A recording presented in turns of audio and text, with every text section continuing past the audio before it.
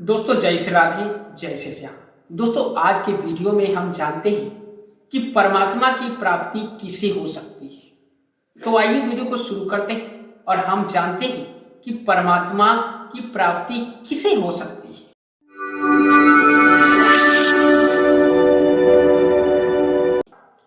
दोस्तों एक नगर में एक राजा था।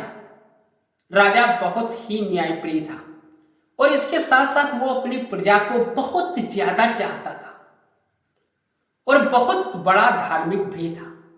हमेशा इष्ट देव की पूजा अर्चना किया करता था। उसकी भक्ति से इष्ट देव बहुत प्रसन्न हुए और उस राजा को एक दिन दर्शन दिए। राजा ने इष्ट देव के दर्शन पाकर अपने आप को धन्य समझा और उनके चरणों में गिर पड़ा। वहां पर उस परमात्मा ने राजा से कहा कि मैं तुम्हारी तपस्या से, तुम्हारी पूजा से और तुम्हारी न्यायप्रियता से मैं बहुत अधिक प्रसन्न हूं। मैं आपको वरदान देना चाहता हूं। आप मन वांछित वर मांग सकते हैं। दोस्तों इस बात को सुनकर राजा ने इष्ट देव के हाथ जोड़े और कहा कि हे प्रभु, आपका दिया हमारे पास सब कुछ है, किसी भी चीज की कमी नहीं है। मैं ये चाहता हूं कि जिस प्रकार से आपने मुझे दर्शन दिए हैं, ठीक उसी प्रकार से हमारी पूरी प्रजा को आप दर्शन देकर उनको धन्य करें। दोस्तों इस बात को सुनकर उस इष्ट देव परमात्मा ने कहा कि राजन, ऐसा नहीं हो सकता है, क्योंकि तुम धार्मिक हो। तुम्हारी प्रजा का हर व्यक्ति धार्मिक नहीं है, इसलिए मैं सभी को दर्शन नहीं दे सकता हूं, सभी पर प्रसन्न नहीं हो सकता हूं और सबके भाग्य में हमारे दर्शन करना नहीं लिखा है। परंतु दोस्तों वो राजा बहुत ज्यादा हठी था। वो हट करके बैठ गया। उसने कहा कि अगर आपको वरदान देना है तो मुझे यही वरदान दो कि हमारी प्रजा को आप दर्शन दें। दोस्तों हमेशा भक्तों के सामने भगवान को झुकना ही पड़ता है। यही वहां पर भी हुआ। भगवान ने उस राजा की शर्त को मान लिया और कहा कि कल ठीक हम समय पर आपका इंतजार करेंगे और इसी समय पर आप अपनी प्रजा को लेकर उस जंगल वाली पहाड़ी के पीछे आ जाइए। मैं वहां पर आपका, आपकी प्रजा का, आपके प्रियजनों का बेसब्री से इंतजार करूंगा और वहीं पर मैं सबको साक्षात दर्शन दूंगा। दोस्तों राजा बहुत प्रसन्न हुआ। परमात्मा तो वहां से अंतर्ध्यान हो गया और राजा ने क्या किया, अपनी पूरी राज्य में ये ढिंढोरा पिटवा दिया कि कल सभी प्रजाजनों को हमारे साथ चलना है। कल हम सभी को अपने इष्ट देव का साक्षात दर्शन कराएंगे। सभी का भाग्य कल से बदल जाएगा। दोस्तों जब प्रजाजनों ने यह सुना कि हमारे राजा अपने इष्ट देव का साक्षात दर्शन कराएंगे तो प्रजा में उल्लास का ठिकाना नहीं रहा। दोस्तों सुबेरा हुआ और सभी प्रजाजन उस राजा के राजभवन में एकत्रित हो गए और राजा ने अपने प्रियजनों को लेकर, अपनी प्रजा को लेकर और उस जंगल की ओर चल पड़ा।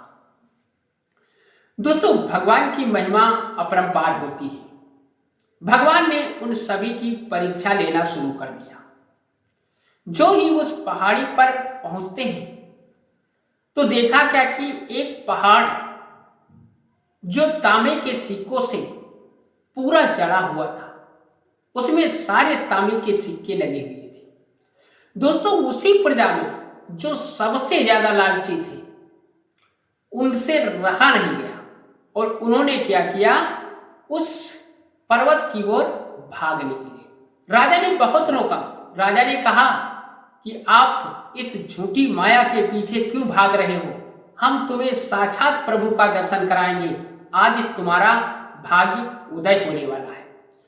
दोस्तों जब राजा की ऐसी बात सुनी प्रजाजनों ने तो प्रजाजनों ने कहा कि महाराज, मैं उस परमात्मा का दर्शन कभी भी कर सकता हूं, परंतु यह अवसर मैं नहीं खो सकता हूं। और इतना कहकर वो जो सबसे ज्यादा लालची थे वो सारे प्रजाजन उस पर्वत की ओर चले गए। दोस्तों, वहां से उन्होंने उस तांबे के सिक्कों को अपने जितने एकत्रित कर सकते थे उतने एकत्रित किए और उनकी गट्ठर बांधकर अपने सर पर रखकर अपने घर की ओर चले गए।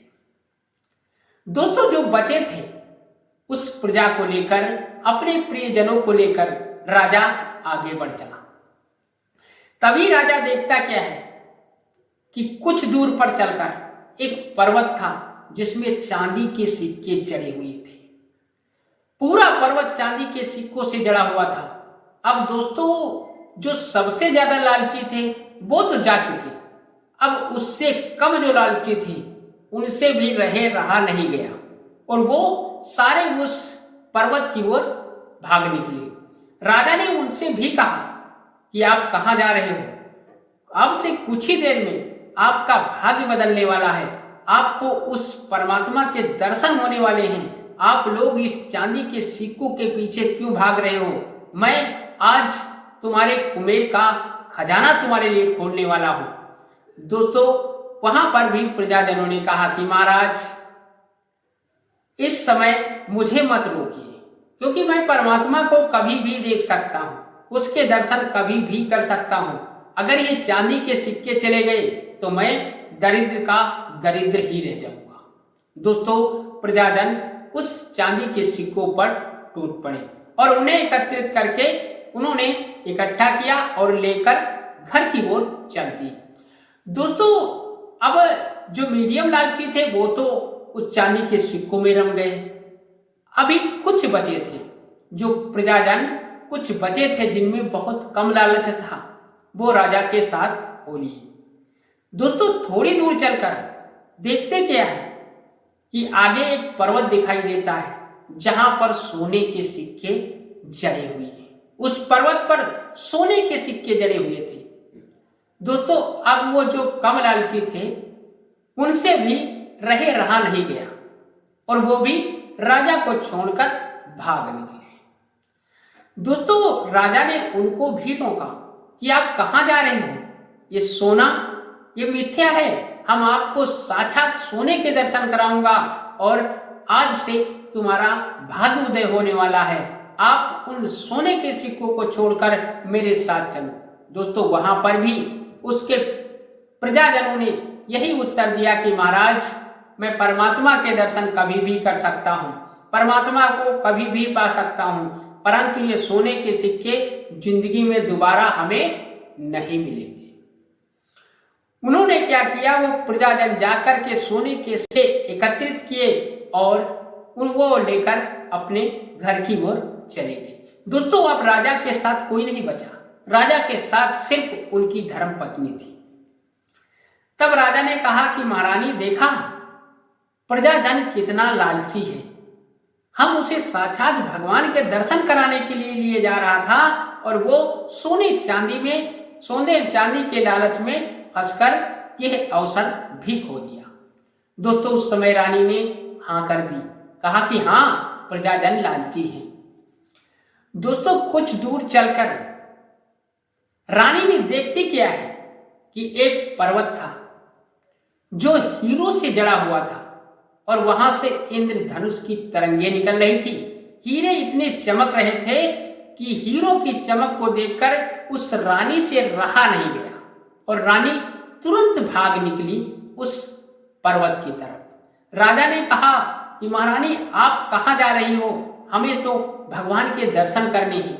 रानी ने भी राजा को वही उत्तर दिया कि हम भगवान के दर्शन कभी भी कर सकते हैं, परंतु आज हीरो की चमक हमें अपनी तरफ बुला रही है और इस अवसर को मैं खोना नहीं चाहती। दोस्तों, रानी गई और हीरो को छुड़ा करके वो बहुत ज्यादा एकत्रित किए, जितने बांध सकती थी उतने बांधे, फिर भी उसकी इच्छा नहीं भरी तो उसने क्या किया, जो साड़ी पहन रखी थी उस साड़ी को खोल दिया और उस साड़ी में हीरे भरकर एकत्रित करके गट्ठर बांध लिया। राजा देखते रह गए। राजा ने सोचा कि हीरो की चमक के आगे रानी ने अपनी लज्जा तक की चिंता नहीं की है। परंतु राजा को तो भगवान के दर्शन करने थे। राजा आगे बढ़ गया। दोस्तों, राजा जब उस पर्वत के पीछे पहुंचा तो भगवान उसका वास्तव में इंतजार कर रहे थे। भगवान ने पूछा कि राजन, कहाँ है तुम्हारी प्रजा, कहाँ है तुम्हारे परिवारजन? आज मैं सबको दर्शन देना चाहता हूं। राजा ने शर्म से अपना सर नीचे कर लिया। वो इष्ट देव ने कहा कि देखा राजन, संसार में हमारी प्राप्ति सबको नहीं हो सकती है, क्योंकि संसार मोह माया में फंसा हुआ है, लालच में फंसा हुआ है। वो अपनी मोह माया को छोड़ नहीं सकता। वो मेरे दर्शन कैसे कर सकता है? राजा की समझ में आ गया और राजा इष्ट देव के चरणों में गिर पड़े, क्षमा याचना की, कहा कि हे प्रभु, मैं जान गया हूं आपके सबको दर्शन क्यों नहीं होते हैं, क्योंकि संसार लोभ माया मोह में फंसा है, इसीलिए परमात्मा की प्राप्ति नहीं हो सकती है। दोस्तों, परमात्मा की प्राप्ति उसे ही हो सकती है जो इस संसार से लोभ मोह माया को त्याग करके भगवान की भक्ति करता है। तो दोस्तों, ये था आज का वीडियो। अगर वीडियो पसंद आया तो वीडियो को लाइक करना, हमारे चैनल को सब्सक्राइब कर लेना, ताकि हमारी आपकी मुलाकात रोजाना यूं ही होती रहे। दोस्तों, जय श्री राधे, जय श्री श्याम।